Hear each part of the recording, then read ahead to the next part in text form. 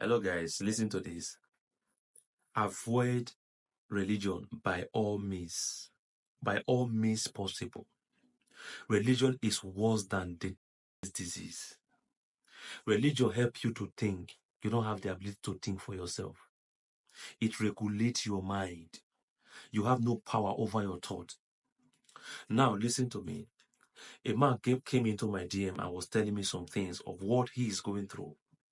Not just emotionally, physically, the wife is assaulting him. That means his life is under a threat.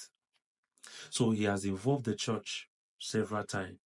Do you know what the church are saying? God hates divorce, so you cannot get a divorce. In other words, remain there and keep suffering. And he says something that the pastor has come several times to intervene or to no avail. So now the next thing is they push everything on God. God hates divorce, so deal with it yourself. So he's now there on his own, trying to deal with something that he felt that God hates. Now, come to think of it. Is it only divorce that God hates? The Bible was talking about 7 things that God hates. We don't talk about those things. All right? There are other things that God hates that is not even divorce that we do. We do them. All right? I am not an advocate for divorce. I don't want divorce. I preach against it. But the truth is, when it's now life-threatening, when marriage is now life-threatening, please exit. I'm telling you the truth.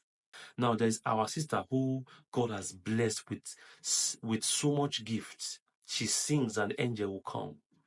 The same thing happened to her. I believe the same thing they were telling her. Don't leave. If you leave now, what will the people say? What will the church say? And eventually, she remained. And what happened? She lost her life.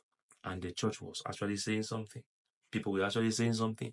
What you are afraid of will eventually happen to you.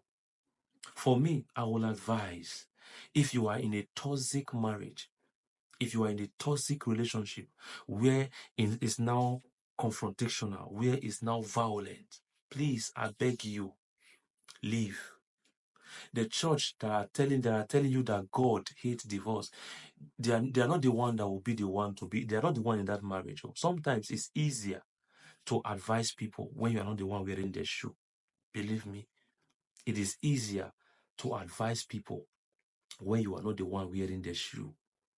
This man told me what he went through, or what he's going through presently in the hands of the wife.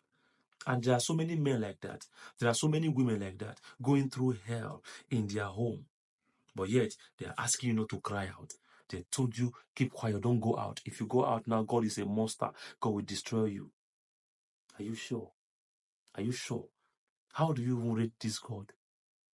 What knowledge do you have about this God? You think God is that wicked?